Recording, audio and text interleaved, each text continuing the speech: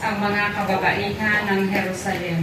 Sinasamba ka namin at pinasasalamatan, Panginoong Hesukristo. Sapagkat sa pamamagitan ng iyong mahal na krus, iniligtas mo ang iyong sandaigdigan.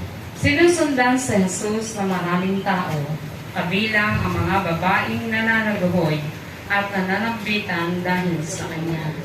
Nilingon sila ni Jesus at sinabi sa kanila, mga kababaihan ng Jerusalem, huwag niyo akong tangisan.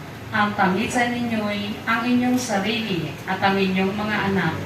Tandaan ninyo, darating ang mga araw na sasabihin nila, mapapalad ang mga baog, ang mga sinapupunang hindi nagdalang tao, at ang mga dibdib na hindi nagpasuso. Sa mga araw na iyo'y sasabihin ng mga tao sa mga bundok, gumuho kayo sa amin at sa mga buron. Tabunan ninyo kami sapagkat kung ganito ang ginagawa ng kahoy na sariwa, ano namang kaya ang gagawin sa tuyo?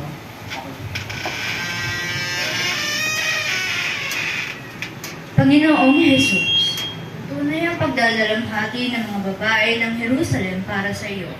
Buong tapang silang sumunod sa iyo, sa daan patungong Kalbaryo.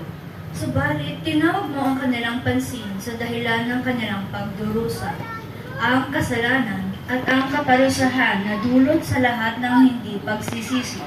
Sana'y naging tapat din kaming tulad nila sa pagdadalamhati sa hindi makatarungang pagpapahirap sa iyo.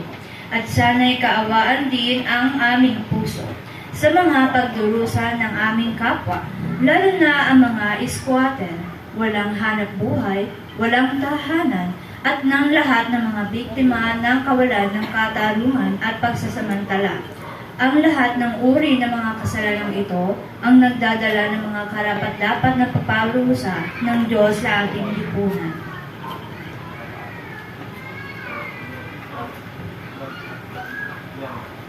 Maraming salamat po sa Lord ng Family.